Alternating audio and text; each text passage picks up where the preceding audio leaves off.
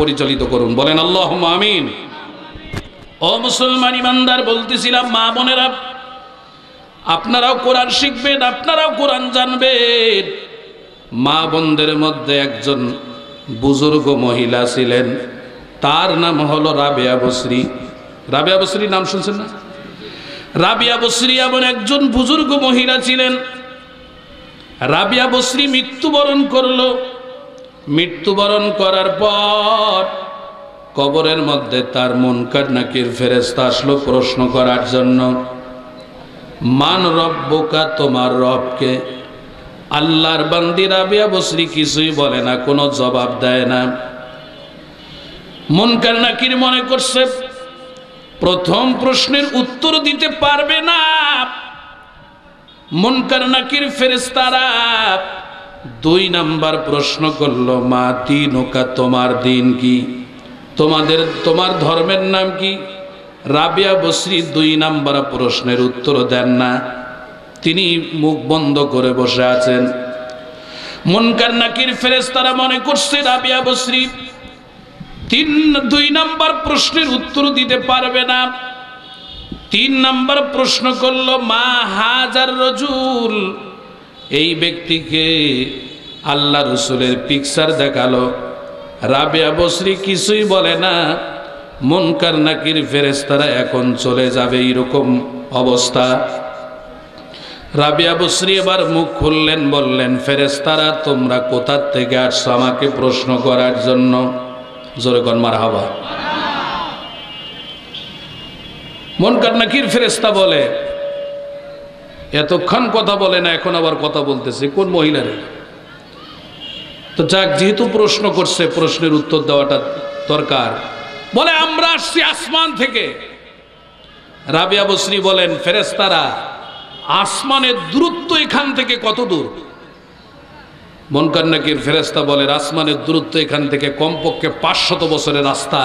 প্রথম আসমান, এই প্রথম আসমানের পর আবার একটা মহা আকাশ আছে, সে মহা আকাশের দূরত্ব হলো 500 বছরের রাস্তা। এই দ্বিতীয় মহা আকাশের পর দ্বিতীয় আসমান আছে, এর দূরত্ব আবার 500 বছরের রাস্তা। তো যাই হোক, এইভাবে 7 তবক আসমান, 7টা মহা আকাশ, তারপরে সিদরাতুল মুনতাহা, মাকামে মাহমুদ, আল্লাহ তাআলার আরশ, কুরসি, যেখান থেকে আল্লাহ তাআলা গোটা পৃথিবী পরিচালনা করেন। আল্লাহ কোরআনে বলেছেন, আর রহমানু আরশে ইস্তাওয়া, আল্লাহ তাআলার একটা নির্দিষ্ট স্থান হলো আরশে আজিম, সেখান থেকে আল্লাহ গোটা বিশ্ব পরিচালনা করেন। একটু মহব্বতের সাথে বলেন আল্লাহু আকবার। মুনকার নাকির বলেন, আমরা এসেছি আসমান থেকে, প্রথম আসমানের দূরত্ব হলো 500 বছরের রাস্তা। আল্লাহর ওলি, আল্লাহর বুজুর্গ বান্দি রাবেয়া বসরি বলেন, ও ফেরেশতারা, তোমরা আসমান থেকে আসছো শত শত মাইল দূর। এত দূর থেকে আসার পর তোমাদের কি আল্লাহর নাম স্মরণ আছে? আল্লাহকে ভুলে গেছো না আল্লাহকে তোমরা স্মরণ করছো? আল্লাহকে কি বলছো নাকি? মুনকার নাকির ফেরেশতা বলেন, আপনি বলেন কি, আমরা কেন আল্লাহকে বলতে পারি? আমরা যত দূর যেখানে যাই না কেন, পৃথিবীর যেই প্রান্তে যাই না কেন, আমরা আল্লাহকে বলতে পারি না। আল্লাহর বান্দি রাবেয়া বসরি বলেন, ও ফেরেশতারা, আসমান থেকে আসার পর, এত দূর থেকে আসার পর তোমরা যদি আল্লাহকে ভুলে না যাও, তোমরা 3টা প্রশ্ন করেছো, আমি উত্তর দেই নাই। তার কারণ হলো, আমি রাবেয়া বসরি দুনিয়াতে বেঁচে থাকাকালীন আল্লাহর ভয়ে নামাজ পড়লাম, আল্লাহকে সন্তুষ্ট করার জন্য রমজান মাসে রোজা রাখলাম, আল্লাহকে সন্তুষ্ট করার জন্য সকাল সন্ধ্যা আল্লাহর জিকির করেছি, আল্লাহ তাআলার কোরআন তেলাওয়াত করেছি। ও ফেরেশতারা, শুনে রাখো, আমি আল্লাহকে ভুলি নাই, আল্লাহকে ভুলি নাই। এই মৃত্যুবরণ করার পর দুনিয়ার ভূখণ্ড থেকে কবর হলো মাত্র 3 ফিট নিচে কবর। এই দুনিয়ার থেকে মৃত্যুবরণ করার পর 3 ফিট মাটির নিচে কবর। এই কবরের মধ্যে আসার পর আমি আল্লাহকে কেমনে ভুলতে পারি? মুনকার নাকির ফেরেশতারা জবাব দাও। ফেরেশতারা লাজবাব ফেরেশতারা কোনো জবাব দিতে পারে না। ফেরেশতারা একজন আর একজনকে বলে, এ আল্লাহর বান্দি কত বড় বুজুর্গ, কত বড় বুজুর্গ হলে এমন প্রশ্ন করতে পারে? আল্লাহর বান্দি, আল্লাহর নেককার বান্দি, তাকে আর প্রশ্ন করা লাগবে না। আল্লাহ রব্বুল আলামিন এমন নেককার পরহেজগার বান্দা বান্দিদের জন্য কবরের সওয়ালকে আল্লাহ সহজ করে দিবেন, এটাই স্বাভাবিক। কতক্ষণ ঠিক কিনা? অনেকেই কিন্তু বুজুর্গদের ইতিহাস মানে না, ওলি আল্লাহদের ইতিহাস, ওলি আল্লাহদের জীবনী অনেকেই গ্রহণ করতে চায় না। আমি অনুরোধ করব, হক্কানি ওলি আল্লাহদের জীবনী গ্রহণ করতে হবে, কারণ তাদের দ্বারাই, ওই হক্কানি ওলি আল্লাহদের দ্বারাই আমরা ইসলাম পেয়েছি। অনেকেই বলে সাহাবায়ে কেরাম আদর্শের মাপকাঠি না। ভালো করে খেয়াল করে শোনেন, সাহাবায়ে কেরাম আদর্শের মাপকাঠি হতে পারে না। 20 রাকাত তারাবি ওমর রাষ্ট্রীয়ভাবে কায়েম করেছে। ওমর কি জান্নাতের কান্ডারি? আমাদের জান্নাতের কান্ডারি হলো নবী। কতক্ষণ বলে কি বলে না? আমি শ্রদ্ধার সাথে শালীনভাবে একটা কথা বলি, গ্রহণ করার চেষ্টা করবেন। যারা ওমরের কমান্ডকেও মানে না, রসুলের গ্রহণযোগ্য সাহাবী হযরত ওমর রাদিয়াল্লাহু তাআলা আনহুর সিদ্ধান্তকেও যারা ওভারটেক করে চলতে চায়, তারা পথভ্রষ্ট, তারা নিশ্চিত পথভ্রষ্ট। কথা করা জোরে বলেন ঠিক কিনা? আল্লাহ রসুলের সাহাবী ওমরকে যদি না মানেন, ওসমান, আলী, এই সমস্ত গ্রহণযোগ্য সাহাবীদেরকে যদি আপনারা আদর্শের মাপকাঠি না মানেন, সরাসরি রসুল কোথায় পাবেন?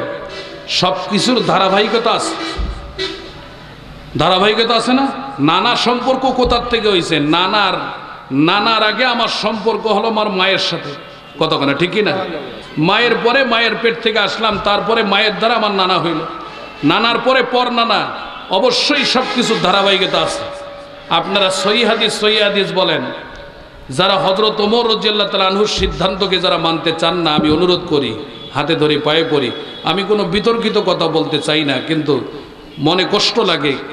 এই একটু আগে বলতে আমি আসার আগেই একজনের সঙ্গে কথা হয়েছে, হযরত ওমর কি আমাদের জান্নাতের কান্ডারি? মানে ওমরকেও ছোট মনে করতেছে, কত বড় নিচে চলে গেছে। আমি বললাম, আমি তাকে প্রশ্ন করছি, ওমর যদি না মানেন, আপনি যে সহিহ হাদিস বলেন বুখারী মুসলিম, আমি বুখারী মুসলিম একটাও মানি না। আমার মাদ্রাসায়, আমার মহিলা মাদ্রাসায় গত বুধবার, আজকে তো বৃহস্পতিবার, গত কালকের বুধবার, আগের বুধবারে দাওরা হাদিস চালু করেছি, বাস টার্মিনাল, কাঙ্গালুপাড়া মহিলা মাদ্রাসা। বলেন আলহামদুলিল্লাহ। মাদ্রাসার বয়স 6-7 চলছে। এই প্রথম দাওরা হাদিস বুখারী চালু করা হলো। আমার মাদ্রাসা বুখারী পড়া হচ্ছে মহিলাদেরকে।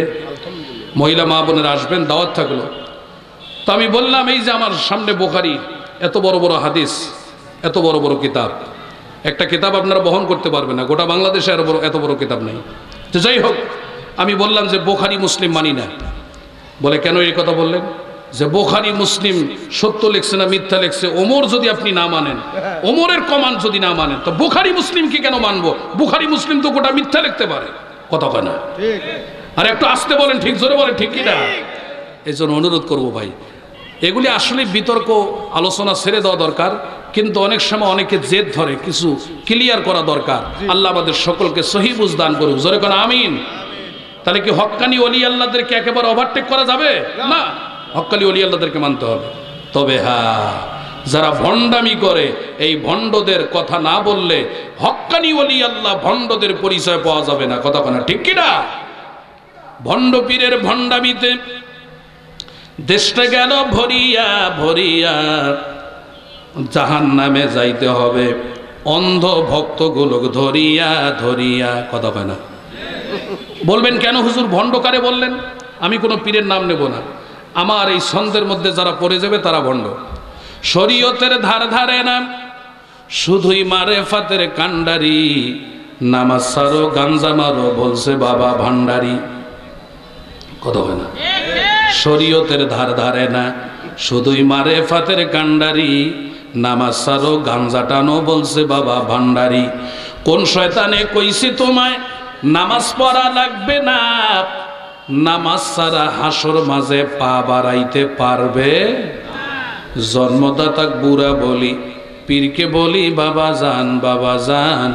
পীর বাবা বলে নামাজ রোজা কিছুই লাগবে না, মোটামুটি নজর আন, নজর আন। ঠিক না?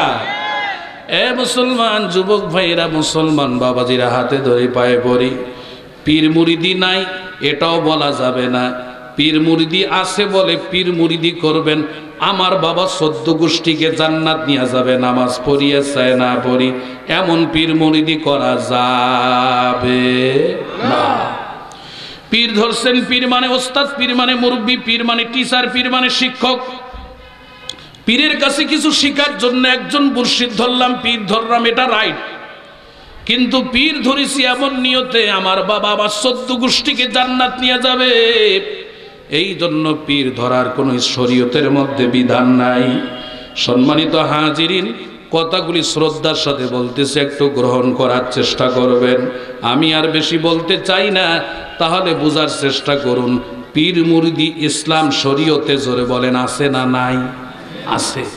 আবার পীর মুরিদি করতে গিয়ে অতিরঞ্জিত করব, নারী পুরুষ একসঙ্গে হইয়া হু হাক্কা মার ধাক্কা জিকির করবে, জাকের ভাই জাকের বোন এসে মুসাফা করবে এক ঘর গিয়া, আলাদা ওটা আন্ডারগ্রাউন্ড কথা হয় না, ওর আলাদা একটা ঘর, আলাদা একটা জায়গা, ওখানে যাওয়া যাবে না।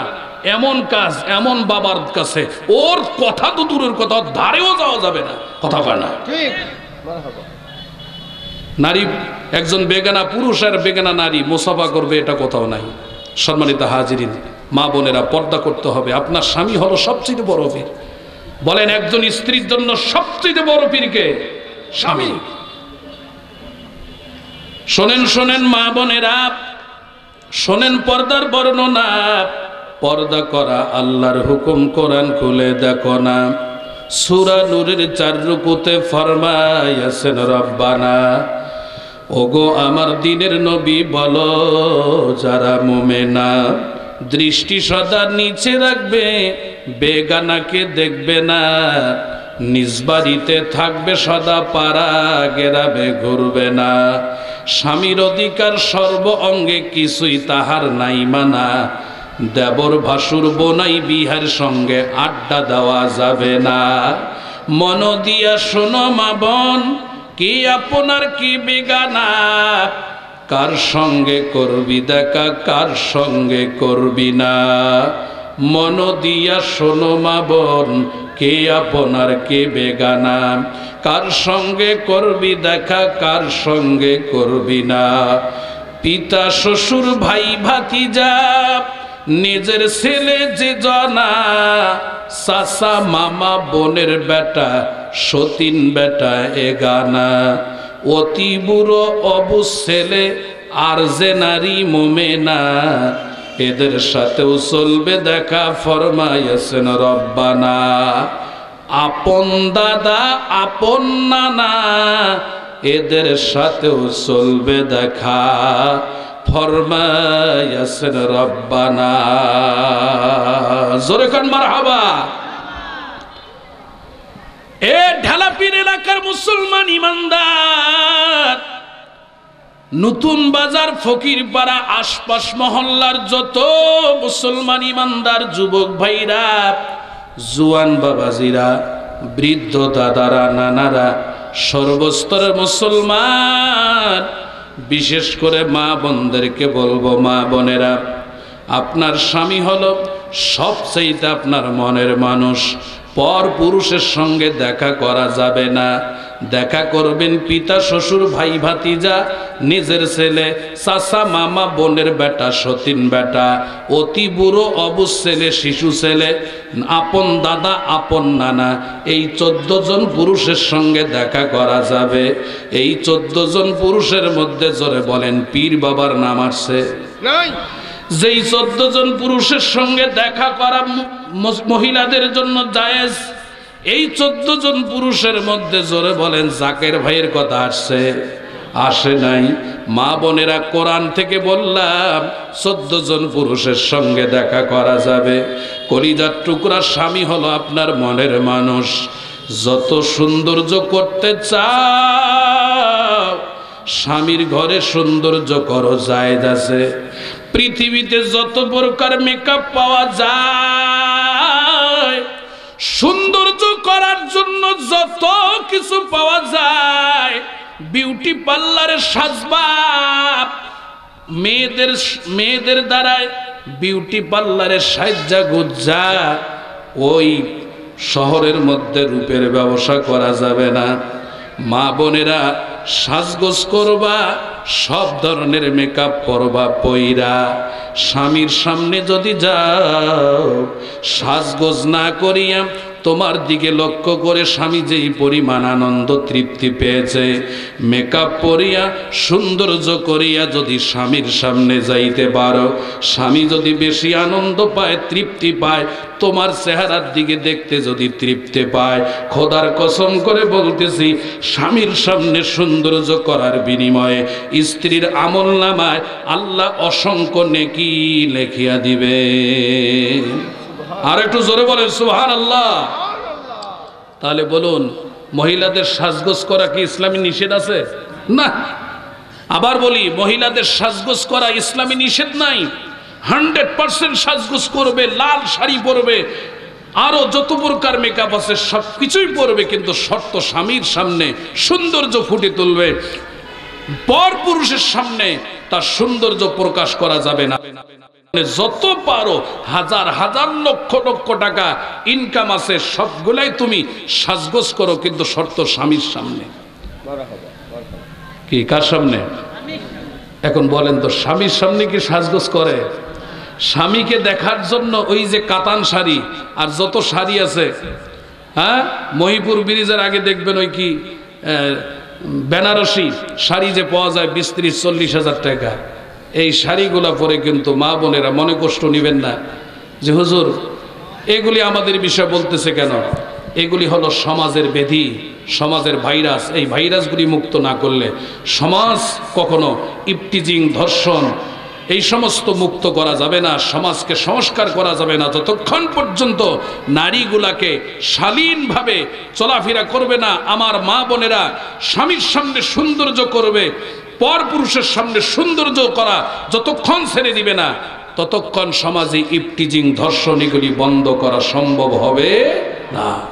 এই জন্য মা বোনদেরকে ওলামায়ে কেরাম এগুলি পরামর্শ দেন, মা বোনেরা স্বামীর সামনেই সাজগোজ করবেন, পর পুরুষের সামনে সাজগোজ করবেন না।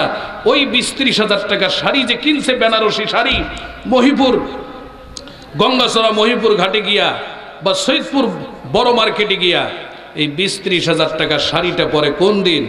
যখন দেবরের বিয়ার দিন, নন্দিয়ার বিয়ার দিন, তারপরে অন্যান্য যাদের আত্মীয় স্বজনের বিয়ার দিন, খালাতো বোনের বিয়ার দিন, ফুফাতো বোনের বিয়ার দিন, ফুফাতো ভাই খালাতো ভাইয়ের বিয়ার দিন, ওই দিন কাতান শাড়ি 20-30-40 হাজার টাকার বেনারসি শাড়িটা পইরা পর পুরুষ বিয়ার যাত্রীকে দেখাবার জন্য পরে, কিন্তু স্বামীর ঘরে কোনো দিন পরে না। কথা বলে না। আল্লাহ আমাদের মা বোনদেরকে বুঝার তৌফিক দান করুন, বলেন আল্লাহুম্মা আমিন। আর একটু মহব্বতের সাথে বলেন আমিন। আমার মা বোনেরা খেয়াল করুন, মা বোনেরা কিরকম পর্দানিশী হবেন। সংক্ষিপ্ত আকারে একটা ঘটনা বলি।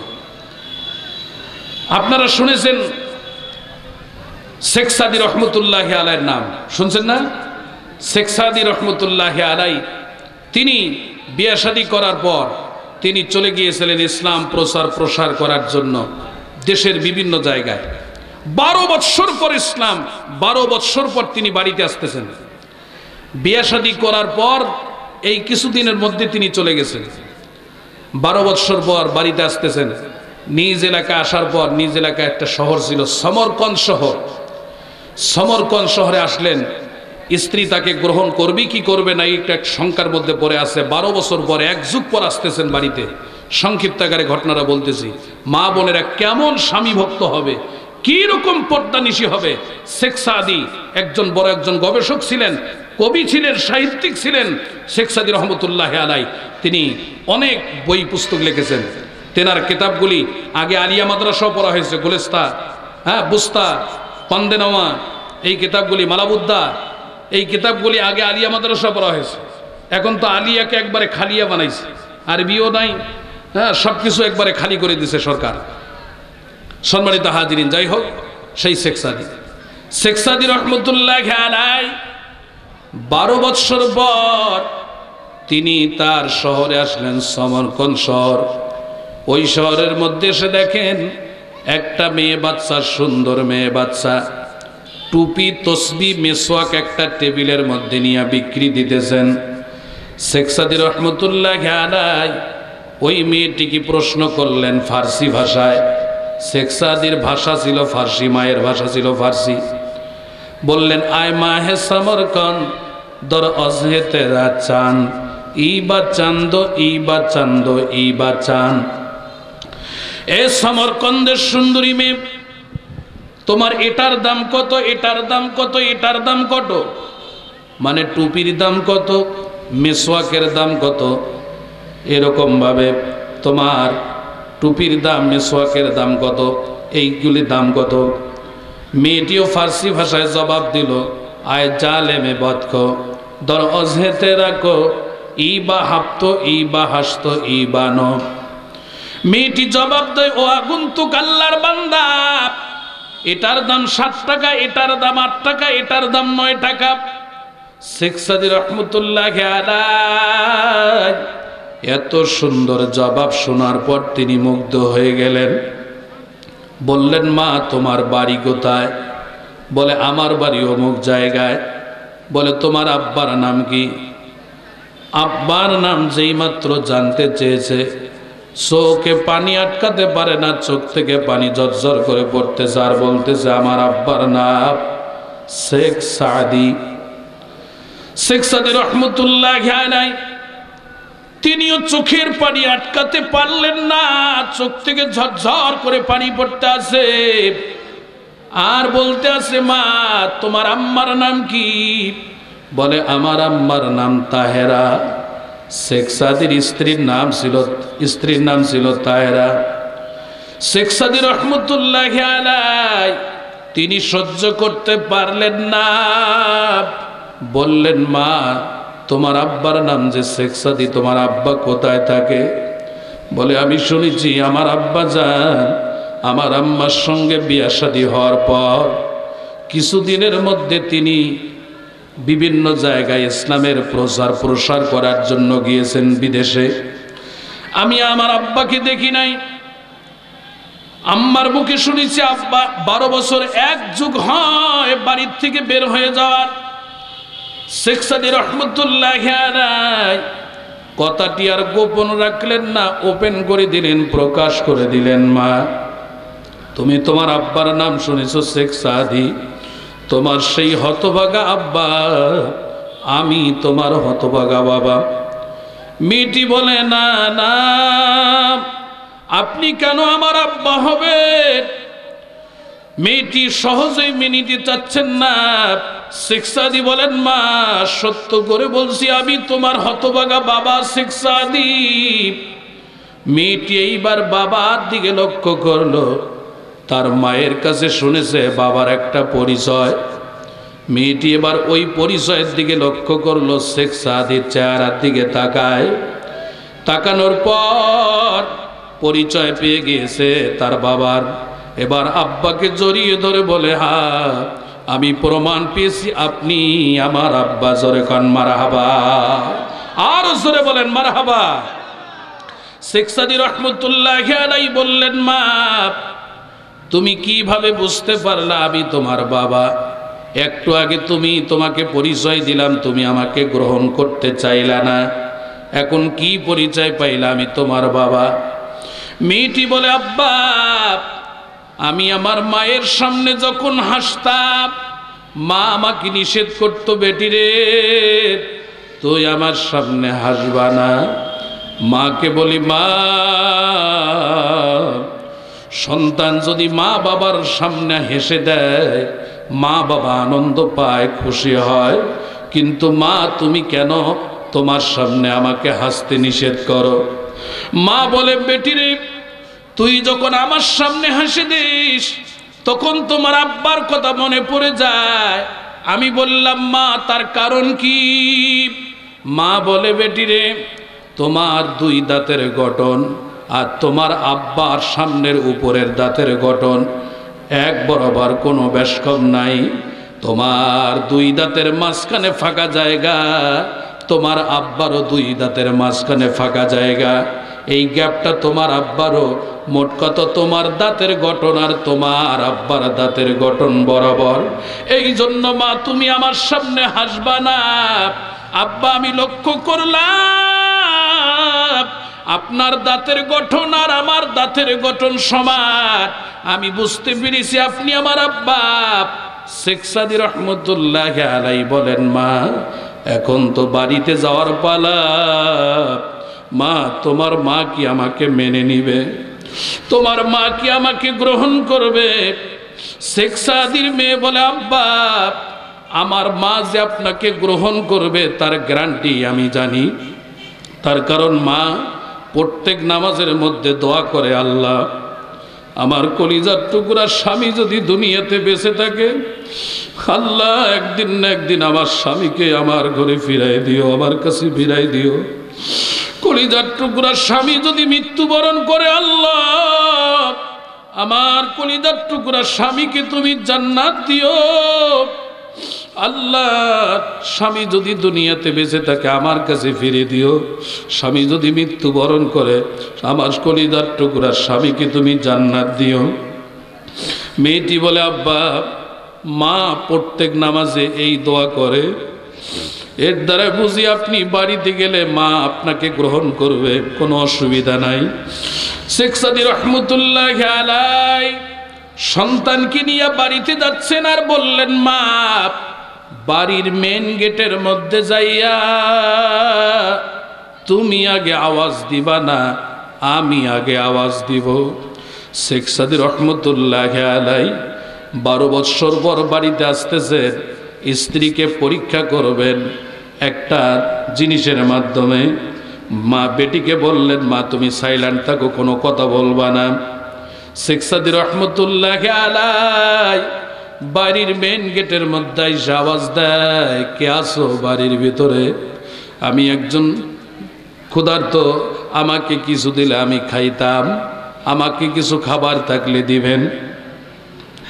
শেখ সাদী রহমতুল্লাহ আলার স্ত্রী তাহেরা বাড়ির ভেতর থেকে বলতেছেন আগন্তুক আল্লাহর বান্দা, আমার বাড়িতে কোনো পুরুষ মানুষ নাই, আমি দরজা খুলে দিতে পারবো না, যাও অন্য বাড়িতে গিয়ে চেষ্টা করো, আমি কিছু থাকলেও দিতে পারবো না কারণ বাড়িতে পুরুষ মানুষ নাই। জোরে বলেন মারহাবা, আরো জোরে বলেন মারহাবা। মুসলমান ইমানদার শেখ সাদী রহমতুল্লাহ আলার বুঝতে অসুবিধা হইল না যে আমার স্ত্রী যে সতী সাধবী তার প্রমাণ পেয়ে গেল, আমাকে একজন পর পুরুষ মনে করে দরজা খুলে দিল না। বুঝতে অসুবিধা হইল না তার স্ত্রী সতী সাধবী আছেন। চিৎকার দিয়ে বলেন মারহাবা, আরো জোরে বলেন মারহাবা। পরিচয় দিলেন, তারপরে বললেন তাহেরা দরজা খুলে দাও, আমি তোমার হাজবেন্ড তোমার স্বামী এসেছি। যখন পরিচয় দিলেন তখন দরজা খুলে দিলেন। বলেন আলহামদুলিল্লাহ। স্বামী আর স্ত্রীর শেখ সাদী রহমতুল্লাহ আলাই এবং স্ত্রী 1 যুগ 12 বৎসর পর দেখা হলো। ও মুসলমান, ঘটনাটি বলার উদ্দেশ্যই একটাই, শেখ সাদীর স্ত্রী কেমন সতী সাধবী ছিলেন। স্বামী 12 বৎসর পর বাড়ির দরজায় এসে ডাক দিয়েছে, গলার কণ্ঠ বুঝে নাই, পরপুরুষ মনে করে দরজা খুলে দেয় নাই। কিন্তু বর্তমান ডিজিটাল বাংলাদেশের মহিলারা, মুসলিম দেশ, মুসলিম সমাজ, মুসলিম পরিবারের মহিলারা সব সময় স্বামী বাদ দিয়ে পর পুরুষকে নিয়ে ঘন্টার পর ঘন্টা মজার মজার হাসি হাসি গল্প গুজব করতে কোনো কিছুই মনে করে না, এটা স্বাভাবিক মনে করে, অস্বাভাবিক মনে করে না। কথা বলে ঠিক কিনা? আরো জোরে বলেন ঠিক কিনা?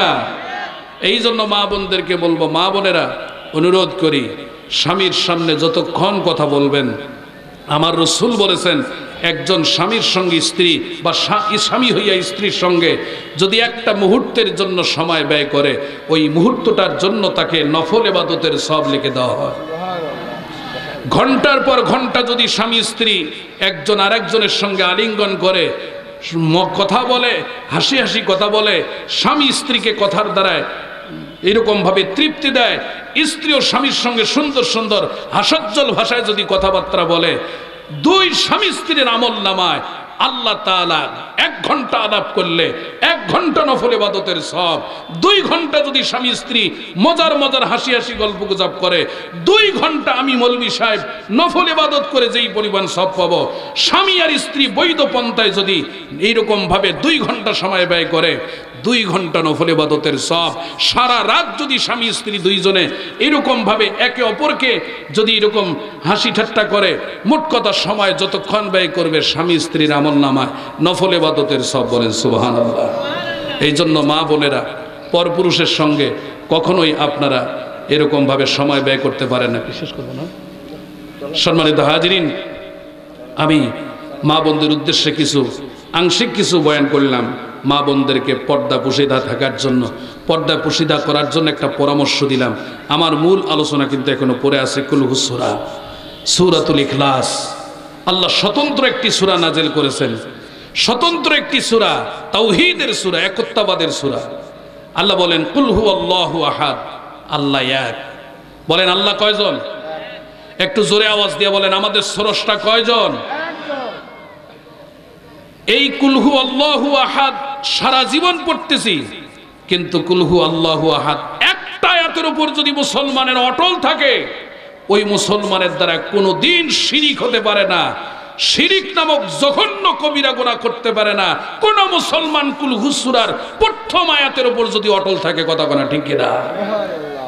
কুল হুয়াল্লাহু আহাদ, আল্লাহ এক, আল্লাহ লা শারীকা লাহ, আল্লাহ তাআলার সঙ্গে কোনো শিরিক করা যাবে না।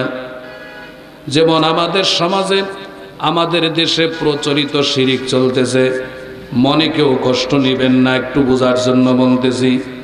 জোরে বলেন সর্বক্ষমতার মালিক একমাত্র কে? আল্লাহ। আরো জোরে বলেন কে? কিন্তু অনেক মুসলমান, অনেক যুবক ভাইরা, জোয়ান বাবাজিরা, শিক্ষিত বলেন অশিক্ষিত বলেন, অনেক ভাইরা বলে সর্বক্ষমতার মালিক জনগণ, এটা শিরিক করা যাবে না। লিল্লাহে তাকবীর, লিল্লাহে তাকবীর। প্রধান বক্তার আগমন, শুভেচ্ছায় স্বাগতম। জোরে কোন আলহামদুলিল্লাহ। আমি কুল হু সূরার তরজমা করে শেষ করে দিচ্ছি। কুল হুয়াল্লাহু আহাদ, আল্লাহ এক, লা শারীকা লাহু, আল্লাহর সঙ্গে কোনো শিরিক করা যাবে না। আল্লাহুস সামাদ, আল্লাহ তাআলা কারো মুকাফিকি নন।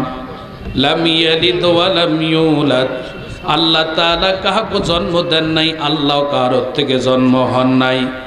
ওয়ালাম ইয়াকুল লাহু কুফুয়ান আহাদ, আল্লাহর সমকক্ষ জোরে বলেন কেউ হতে পারে না। তাহলে আল্লাহর সঙ্গে শিরিক করব না। জোরে বলেন শিরিক করা যাবে? জোরে আওয়াজ দিয়ে বলেন সর্বময় ক্ষমতার মালিক একমাত্র কে? আল্লাহ। আল্লাহর কোনো ছেলে মেয়ে আছে? হ্যাঁ জোরে বলেন আছে। খ্রিস্টানেরা আমাদের মতোই আল্লাহকে আল্লাহ বলে, স্রষ্টা বলে স্বীকার করে। ইসরায়েল ফিলিস্তিন আক্রমণ করতেছে, ইসরায়েল এটাকে এদের রাষ্ট্রের লোকেরা কি? এরা হলো ইহুদি। ইহুদিরাও আমাদের মতোই কিন্তু আল্লাহকে আল্লাহ বলে, সৃষ্টিকর্তা বলে স্বীকার করে। কিন্তু তাদের জঘন্য মতবাদ, তারা বলে, খ্রিস্টানেরা বলে যীশু খ্রিস্ট ঈসা নবী আল্লাহর ছেলে। ইহুদিদের মতবাদ হলো ওজাইর ইবনুল্লাহ, ওজার আলাইহিস সালাতু ওয়াস সালাম আল্লাহর ছেলে। একটু খেয়াল করেন, একটু মনোযোগ দেন, আমি ফিনিশিং দিচ্ছি মুসলমান। তাহলে ইহুদি খ্রিস্টানেরা আল্লাহর সঙ্গে শিরিক করার কারণে জাহান্নামী। মুসলমান আমরাও কিছু শিরিক করার কারণে জাহান্নামী হব। ইহুদি খ্রিস্টানেরা যেই মতবাদে জাহান্নামী, এক শ্রেণীর মুসলমানেরা ঠিক ইহুদি খ্রিস্টানদের মতো আল্লাহর সঙ্গে মাখলুককে সংযুক্ত করার কারণে, একই মতবাদে আমরাও শিরিক করার কারণে জাহান্নামী হব। কথা কয় না? জোরে বলেন ঠিক কি না? খ্রিস্টানেরা শিরিক করেছে আল্লাহর জাতের সঙ্গে, আর আমরা অনেকে শিরিক করি কি? আল্লাহর কুদরতের সঙ্গে, আল্লাহর শক্তিমত্তার সঙ্গে। আবার অনেকে শিরিক করে কি? অনেকে বলে নবী রাসূল গায়েব জানে। কি কয়? কি কয় না?